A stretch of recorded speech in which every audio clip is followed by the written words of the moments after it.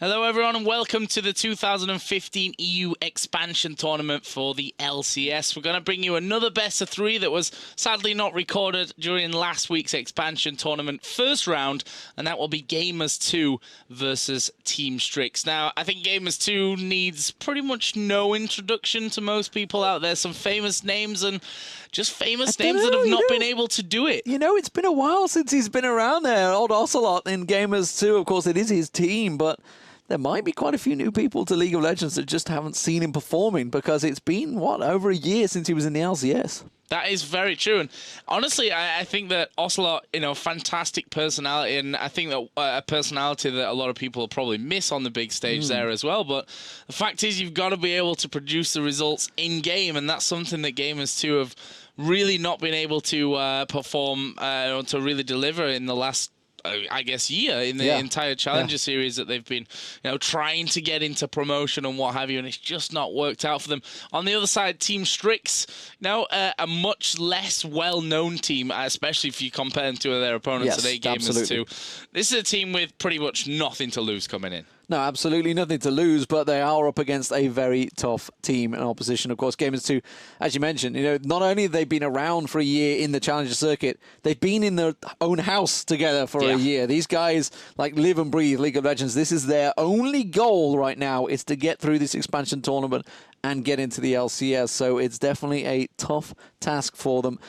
We'll see how it works out. Yeah, we can get straight into the game on this one then. So, of course, it is going to be game number one here between Gamers 2 and Team Strix, with Gamers 2 taking the blue side. If you've not managed to watch our VODs from our previous game of Reason Gaming versus SK Gaming Prime, number one, you should definitely check them out. And number two, just to remind you, we don't actually have bans and picks from this recorded. So it's just a case of what we have on our screens right now. But let's give you a quick rundown of these two teams, starting out with Gamers 2 and their top laner. JWoww playing Rumble this time around. In the jungle is Ko playing Jarvan. Mid lane, probably the most famous person on this entire team is, of course, Ocelot playing Zed, a champion which, honestly, when Zed first came around and he was playing for SK Gaming, I'd say that his performances on Zed weren't exactly his best. We'll see how that's really changed in the last year or so. AD carry is then Yuki, and of course, Kasing on support, who you may have known did play this summer split in the LCS with the Super Hot crew. Yeah, and of course, for Team Strix, starting out in the top lane, it is going to be actually up against Rumble, Lulu, so maybe nickname. Maybe his nickname. Maybe. In the jungle, of course, it is Kenster on Nunu. So really going throwback to Season 1 on that one. In the mid lane, it is Heaven Strike up against Ocelot on Syndra this time around. So a Syndra Zed, that's a tough match for, honestly, both players involved, because it's very much a skill match. Obviously, if you can land those skill shots, you're in deep water up against the Zed. Down in the bottom lane, Sir Alpha Q, I think for casting state, we're just going to call him Sir Alpha. Probably drop the Q. He's on Lucian, and of course, in on the cow is Vorley. I think we're going to go with Vorley. With a lot of E's at the end, so we'll see how that goes. Actually, we've got a big invade here on the red buff already, and looks like maybe Nickname and Kensa are going to be forced away from their red buff without too much to say. The question is, can they nail this one? They will with a Consume and a Smite. Kensa is able to hold down. The beauty of Nunu that he is a little bit more forgiving in the jungle just because of the fact that you've got that Consume to deal a big chunk of damage and give yourself a good heal at the same time. Yeah, always a tricky invade, but they put good damage down, and well played by JWoww. They're coming in just on the brink of overheating and really putting that Flame Spitter to good use. Mid lane, Ocelot versus Heaven Strike. Heaven Strike hitting level 2 first, you just see there, so already putting some pressure down on him. Meanwhile, speaking of pressure, Yuki down the bottom lane on Graves, a champion we haven't seen a great deal of, obviously, since we were back in, well, probably early summer split, I would say, when we were seeing a lot of it. Oh, Kasing getting manhandled here, but instead Yuki comes in, the exhaust goes down, Kasing in trouble. It may be a kill, but they could well pay the price with both of their lives here. So Alpha Q, he needs the headbutt pulverize back up. Can he get it? He gets one. Can he get the second? There's the pulverize. There's the headbutt. But now he's got nothing. And now he can see Yuki. He's got all the minions on him. Can the Berserker minion get on towards him to see really do the damage? No! Yuki takes him down. And that was what we were talking about. A 2-for-1 trade given to the AD carry. That's a disaster. Kenster, can he land the Ice Blast? Yes, he has, but he's got nothing to follow it up with. And that actually, that may even turn into another kill for Yuki. Luckily, he backed away. Wow. Insane stuff there, and Kasing went extremely deep. Flash, exhaust, both used in net. Luckily for him, they managed to get 2 kills. So yes, they gave up first blood there, but it gave Yuki 2 kills right from the start, and that gives him a massive advantage in lane now because he's been able to go back, pick himself up a pickaxe, and that compares to just the second Doran's Blade that Sir Alpha was able to pick up there on his Lucian. So that's going to become a very, very tough lane for Team Strix if it wasn't already. And now we see Ko coming around to this mid lane. Let's see if he can get it onto Evan Strike. Actually does get the knock-up, but Ocelot caught napping at the back, not even getting involved. And now Ko taking a lot of damage. Ignite is going to be used here. Ocelot tries to get in. Ko's burning. And he goes down. Buff. What the? I don't understand what they were doing there. Wakey. Not involved in that one when he really, really should have been. But there is Kenster. He's been flayed underneath the turret. Ocelot throws down the Ignite. And Ocelot's going to get double buffs as well. The mid laners have both got double buffs. What is going on here? Ocelot, well, he was happily free farming. He was ignoring what his jungler was doing. Silly.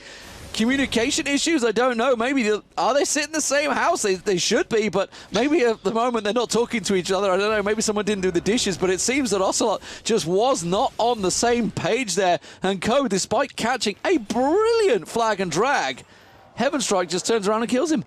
Crazy. Insane little start to this one. The action down the bottom lane, the junglers both going down then in mid to give the mid laners both double buffs. A crazy, crazy start. We are going to see Ocelot returning home here for the first time, sat on 1,300 gold, which will give him the Cutlass if he wants to go that way. Or, yeah, there it is. Cutlass in first for Ocelot. And he's going to come back into lane. Got a good few wards as well. Always like to see that.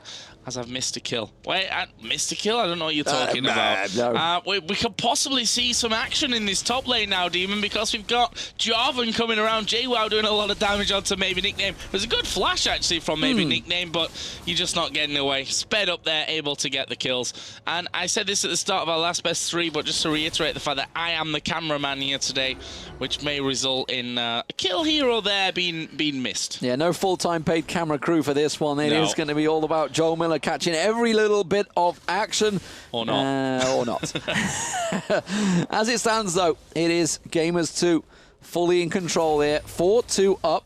It's only around about 1,000 gold differential, but the fact that they've given the AD carry those 2 kills, and I just got a question, like, when you're going for that, we could see, we knew from that very beginning, well, at least we have the benefit of hindsight, maybe, I don't know, but just looking at that situation, you knew that he was going to get a double kill. It's like, is this the right call to make right now? Maybe not, but then again, who are we to argue, because they're obviously dealing with the pressures of a big fight. There's a hook, there's a flay, and that is going to be Vorley going down. He's got no ulti, no big cow can get out of this one, I'm afraid, and he just gets decimated by Yuki, and now he has 3 kills on the AD carry. Dangerous, dangerous stuff. Graves just going to be ramping up all that much quicker here. We've also seen the mid laners hit level 6 now. Interested to see how this one all works out. That stun could have possibly been trouble for Ocelot. Didn't quite land onto him though. And look at this, Nunu waiting on the backside. But also Jarvan moving across will be spotted out by this ward. So seems like that will be a signal for Kenster to actually just back off completely. There's a hook again from Kasing down bottom. Was close to landing onto Sir Alpha, and that would have most certainly been death as well. I mean, Yuki got so much damage at this point, and I'm sure, yeah, he sat on 1,300 gold, so next time he goes home, he'll be back in lane with a BF sword, and there's only 1,000 gold there for Sir Alpha, so, you know, that the early 2 kills, the early double kill that Yuki got, is just become a complete nightmare for them to handle in that bottom lane. It's only going to be getting harder. Well, Heavenstrike in his mid lane's got a good CS. Talalai, he hasn't got a CS advantage. I thought he had. I was looking at the wrong way around. I don't know why. Ocelot's got the CS advantage, but that is going to get mitigated shortly. He will pick up himself another 6-0 Talalai, so that's just going to continue. I'm blathering completely. Don't know what I'm on about there. Maybe Nickname in the top lane. Nickname in that top lane. He is having problems, it has to be said. JWoww did get help a moment ago, but as is always the case, once you lose that one fight, you start to tumble away in the top lane. Oh my god, Kenster can't face Ocelot. He's got a lot of damage early with that Bilgewater Cutlass, but he can't 2v1, but he's got the support coming in of Ko. Yeah, Ko actually coming around and saying, just have a go at your lane here for a little while. Latex. Not really looking to get in there. Was, I think, a little scared of Heavenstrike just completely unloading his entire combo there and causing problems for him. I expected Ocelot might go a little bit deeper than he did there onto Kensa after he did that initial burst of damage with the death mark, but maybe for the best that he didn't follow through on that one, considering they didn't have too much vision of what was actually going on in the river itself. That means that they just get back into farming. Also means that this bottom lane continues to farm up as well. There's a level difference between the two AD carries, but there's 2 levels difference between... Okay. 1 level difference now. That always happens. Between the supports as the cow, it's level 5. Read that hook like a book. Dodged out the way of it. Kenster gets himself, or gives the blue buff across to Heavenstrike. Heavenstrike himself tries to put the damage down, but Ocelot, he is starting to take full control of this mid lane. And I think Heavenstrike's now, because they've hit this level 8, you're over that scary period. Now you're into the dangerous period of Ocelot, because he can zip onto you. The flash is going to be up in a moment. Dive on with that ulti as well. And Heavenstrike hasn't got a great deal to get out of it, honestly. So he has to play at full max range here, which is why you can see he's staying as far away from him as possible, because it's a tricky fight. Maybe Nickname, he's in trouble. He's going down. And that's another combo, and it's Ko that picks up a second. Yeah, getting a little bit out of control here, I feel. Like, Ko's really come into his own. Managed to get these 3 kills. Obviously 2 for himself and the 1 assist, but look at this. This is a bit of a cheeky move, I'd at least call it, but a very dangerous one as well. We've seen a TP in from Ko. Dragon's not even down to half HP yet, as Ocelot going to dive in the back. Who's he going to go for? He's trying to get onto the AD carry, who's got no mana to do anything. Deathmark pops, but it doesn't really do any damage. Meanwhile, Yuki chasing off Heavenstrike on that top side. Should be able to finish that one off. No, a good stun will actually stop that happening, but the rest of Team Strix are all very low. Gamers2 not exactly the heftiest bunch either, though, and now it's up to JWoww whether he can land the harpoon. First one misses, second one connects though, and that slow will surely be enough here to finish off Sir Alpha as well. Yuki will get that one to go 4-0-2. I think that's what we call in the business a bold strategy. Let's see if it pays off. But no, that was terrible. That was terrible. What a bad decision. When you're that far behind, I get it. They wanted to try and make a play, but that was not the move to make. There was no picks. In fact, they'd lost the player. They knew the jungler was at the top, but they'd already just gone 4v5, and then they just tried to rush for Dragon. It was like a clear panic strategy. It's like, we go Dragon now. It was a bad call, and clearly it didn't work out because they didn't even sweep out the... they got the Dragon, yeah. But they lost 4 kills for the sake of it, so definitely not worth. And now it's 9-2 to Gamers2, just 11 minutes into this game. We saw this, honestly, in Game 1 of the SK Prime Reason Gaming. Sorry for spoiling it if you've just not watched that one yet and you're watching the VODs.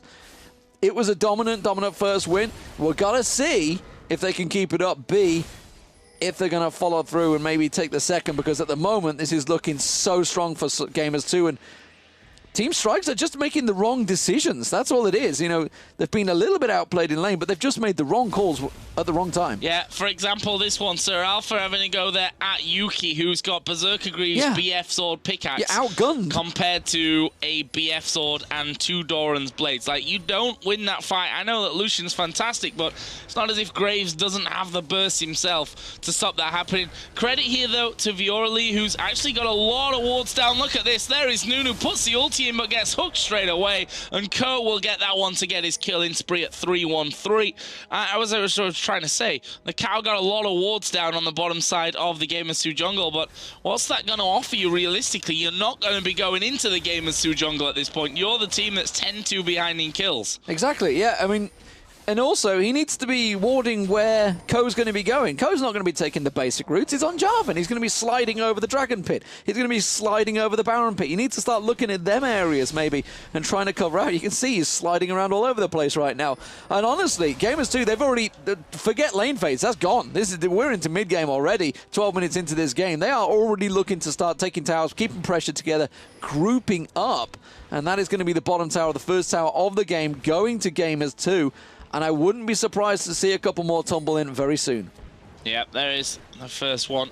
This top lane, 100 to 72 CS. Maybe nickname credit. I don't want to say credit, maybe I'll say give him his due that he was camped pretty heavily there by Ko. It will put a lot of pressure on JWoww getting ahead in this 1v1 matchup in the top, and it's worked out nicely from 1-0-4 is JWoww, and you can see that Flame Spitter just ripping through maybe nickname, who's got a fiendish codex to his name, up against haunting guys and sorceress usually, rush 2 items there for a rumble, and you're in no danger really of falling prey to anyone. But look at this, they're trying to go in. There is the ultimate going down. Equalizer wasn't amazing actually, went onto the minions, but I still think that they've got enough damage here. JWoww will go pretty low. Ultimate comes out from Kenster. Oh, the tower hits. There is a kill. The tower will land twice. There's a consume as well. A good hook as well from Kasing down bottom. They're trying to finish that one off. Wow, that was a nice steal from Ocelot. Let's see if we can get maybe nickname as well. Yet to see him really use a death mark outside of that fight at the Dragon. Let's see if we can get onto maybe nickname. He's got the shadow on ulti. Much damage.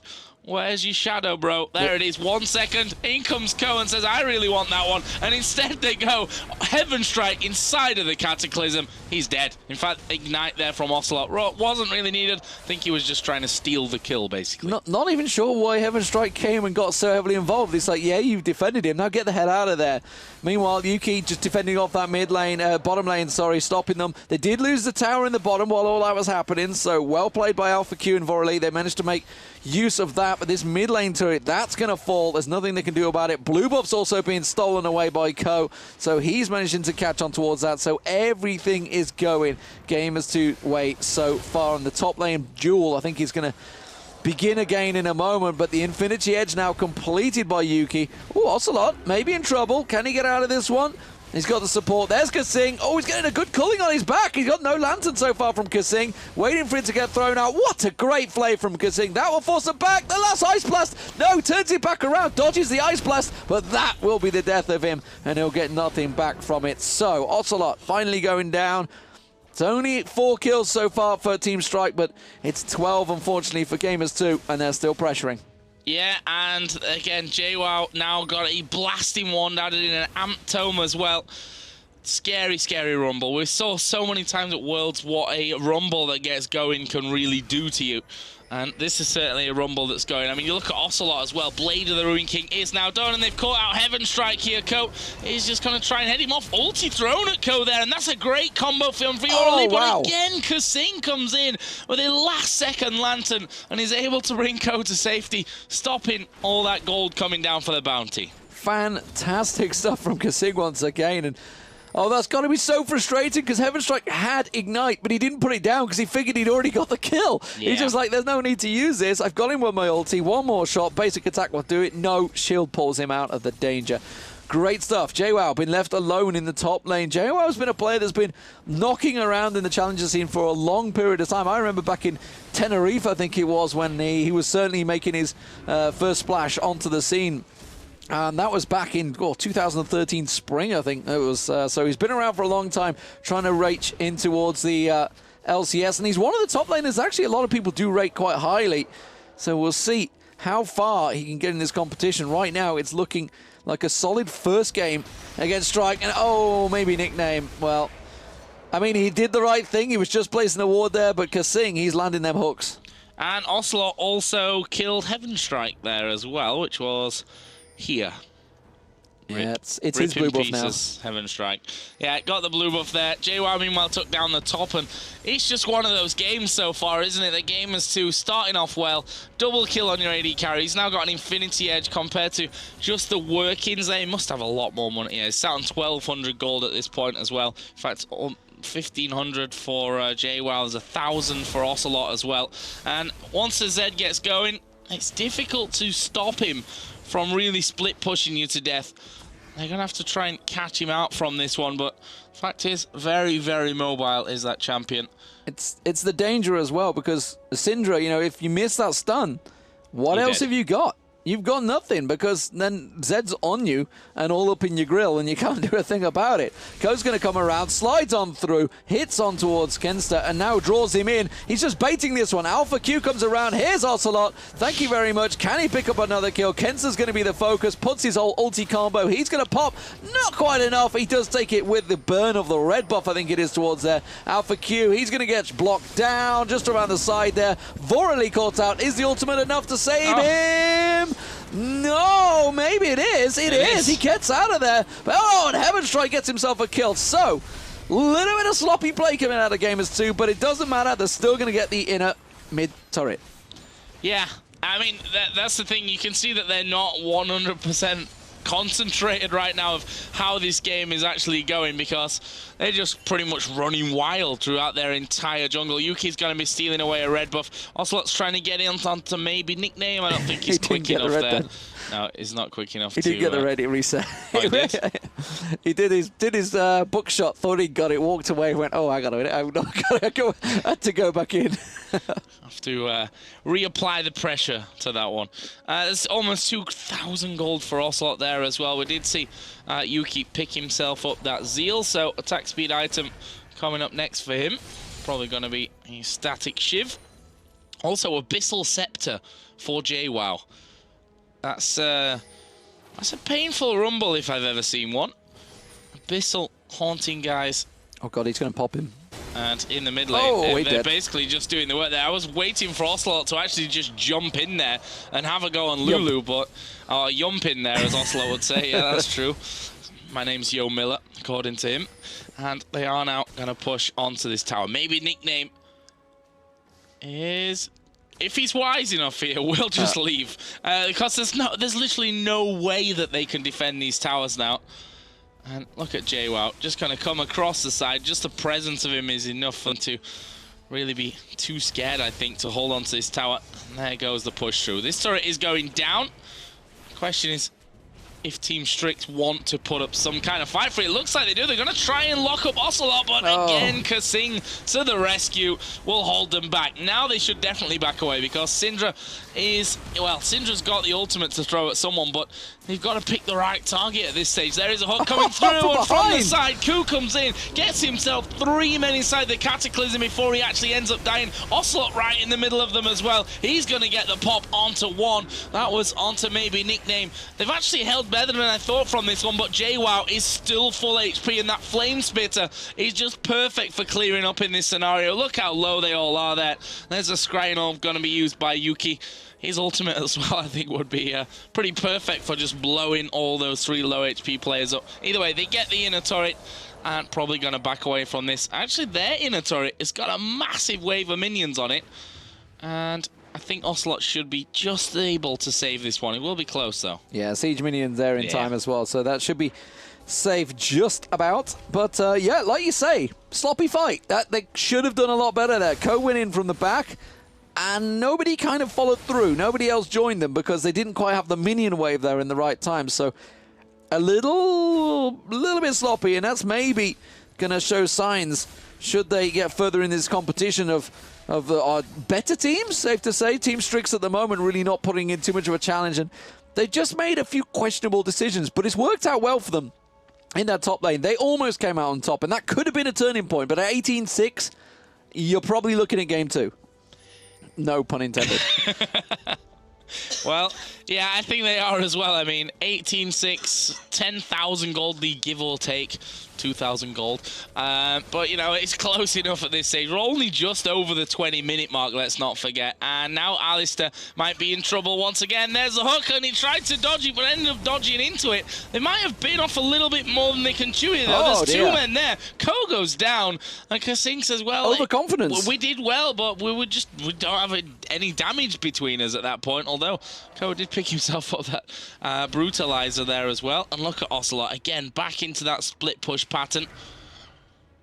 And they showed that, you know, that fight at the top, a little bit sloppy. It probably is worth Ocelot going into a full-on split push Z roll. Meanwhile, there is JWoww again going home to shop. Turns his Haunting guys into a Leandra's Torment. They pick up a few more wards as well. See that the static Shiv was finished off by Yuki. His opposite number's not that far behind him, to be honest, although it's about 1,200 gold that's actually the difference. That will change now, though, because the Dragon is going to be going the way of Gamers 2, unless there's something the Cow can do about it. And he's been the man that's setting up the kills. There's also a lot, yeah. Yeah, that's... yeah, I missed that one. It can happen when it's Zed and Syndra that blow each other up so quickly. There's another hook. And again, it lands from Kasing. They're going to go in for this one. Vorley actually decides, I'm going to have to use my ultimate for this. And that should be enough to force him away. The hook lands, but it's onto a minion this time from Kasing. Not what they were looking for. Ko, is he going to go deep on this? He's looking for it, but I think Spots maybe nickname. He probably should be very careful about this one. And again, they're going in for the fight. There is Kenster throwing his ultimate out. Not exactly masses of damage. They lose two more men and an Inatori, maybe even the inhib as well. Yeah, they may well be able to pile on through here. 3v5 now in the defense. Heaven Strike is back up because it is still only 23 minutes into this game. The death timers are not that long, honestly. Static Shiv proccing off. That's going to clear these waves out much quicker, but this inhibitor turret here, I don't think he's going to be able to get onto it. And as I mentioned, look, just 10 seconds on the death timer, so we are still very early in this game. But it is a dominant one-sided performance so far in this game, one against Gamers 2. But as I mentioned, we've seen so many games where this has been the exact same story, and Game 2 has turned it back around. As it stands, it is going to be a Dragon, and now a gigantic 11,000 gold lead. Just 24 minutes into this game. It is a big old lead, that's for sure. We've seen bigger. In fact, at the Worlds, we saw bigger in the semi-finals. I think the two Samsung teams that faced each other. But JWoww, so many times on Rumble, we'd often say, Sorcerer's Boots, just the Haunting guys, not even the Leandris, build complete on Rumble. He's very much a danger factor, and let's not discredit how much that equalizer will do if it lands in a perfect place. Yeah, and they've just spent a shed load of gold there as well. I mean, Last Whisper, Ghost Blade, Blade of the Ruin King, Hex Drinker for Ocelot, Infinity Edge Shiv, another BF Sword for Yuki. Jarvan's got a Hex Drinker in there as well. We can see that everyone's trying to get a bit of armor in, to be honest, but honestly, not sure how much it's really going to bring them at the end of the day, especially with the fact that Ocelot's got that Last Whisper ready and available. They're just trying to cut them off here on that top lane where they were trying to push out. But other than the base, there's nothing left standing on the outer walls, really, if you look at it from their point.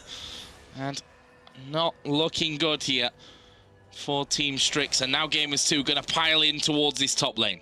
Yeah, can they push on through? They've left Ocelot to split push down the bottom lane as well, so he's going to walk in. Heaven Strike's having to deal with him, and I'm not sure he can, honestly. He's proven already that he's got popped down. This time around, he's got an easily large rod to try and build towards that Zhonya's. Oh, there's the stun. It does land, and now he knows he's got nothing to stop him. Piles in, doesn't get out alive, and that's a fair trade. Heaven Strike will be happy with that. And now, let's see if the 4v4 can deal with anything, because Ocelot should not have lost that duel. No, probably shouldn't have. I mean, going under the tower is definitely one thing. Obviously, you know, it was a strange scenario because he took the damage first, and then he said, okay, I'm going to go in, rather than just going in before the damage had landed onto him. Either way, it seems to have slowed Gamers 2 down a little bit for now. And they will just go back off and farm up a little bit more. Are they going to do Baron here? Ko is definitely going. There's actually a ward. I'm not sure how this ward even got here, because I don't feel like they've been out of their base for quite a while. But this could actually be worse for them than when they don't have a ward, because It's baiting them they in. see the ward, and they're going to go through, and they've all been baited in onto the back. Ko has gone very deep. Can he get the lantern? No, he gets knocked away from it. The hook lands onto Kenster, and they're going to try and follow through completely on this one. Yuki will spot maybe nickname. There's another hook from Kasing landing. He's been on fire today, and that is 3 men down for Team Strix. And now with Ocelot back onto the map, they've got a lot of turret killing potential. Wait for the minions and maybe push through for victory here in game 1. Yeah, Kasing and Yuki in this bottom lane have been astounding in this first matchup for sure. That's going to be the inhibitor turret finally going down. The inhibitor will follow, it seems, because there's only 3 members alive. 10-second death timers, they're going to come in. You can see Vorley speeding in with his boots on. Not going to quite be enough this time around, though. And they will back away. So despite, as you mentioned, that ward, it drew them in and it cost them an inhibitor. To be fair, they had to make that move because almost certainly Gamers 2 were setting up for that Baron. And it looks like once again they might try this. I mean, kill them off once, you get an inhib.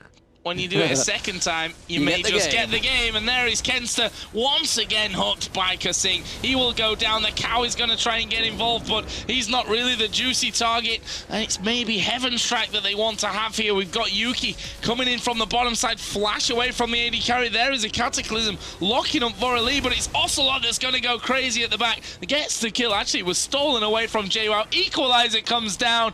Well, Zonya's used last second will keep him alive for now, but he's easily finished off just after that. And now maybe nickname running for his life, just him and the cow off to his side, who is going to get roasted as well by Rumble. Double kill in the end for Yuki, triple kill to put him up to 11-0-7. And this is going to be Gamers 2. They've got minions coming through. They're going to win game 1 right here. Absolutely dominant stuff. 30 kills to 9. What a strong performance. 11-0-7 by Yuki in that bottom lane. 19 assists for Kasing as well, because let's not discredit, he has landed some amazing hooks in this game and set up Gamers 2 for a dominant first win. And Team Strix, they've got to go back to the drawing board here and figure out what the hell just happened, because at the start of that game, there was a couple of decisions. The 2-for-1 going to Yuki, and again, a couple of times at the Dragon. They just went in a few too many times. It's like, you shouldn't be making this play when they went for that Dragon early on. It's like, you've just lost like 4 kills. Why are you doing this? This is not you're not in the power position to make this play, especially when it was already a 3-0 AD carried Graves. Yeah, I totally agree. Some strange decisions. In fact, that 2-versus-1 at the bottom, if you remember, Viorli headbutted him back towards his own tower, which if he'd have headbutted him the other way, he could have just walked off and probably survived that one. But because he headbutted him a different way, he had to actually go through him to try and escape back onto his own tower. Either way, a very, very strong performance from the first game of round 1 here from Gamers 2. As we said, we also recorded a little bit earlier on today the VODs for our first game, which was Reason Gaming versus SK Gaming Prime. So make sure you check those out if you've not already seen them. The rest of the VODs are available over on lolesports.com, and we will be bringing you once again more games from Gamers 2 versus Team Strix, starting with game number 2.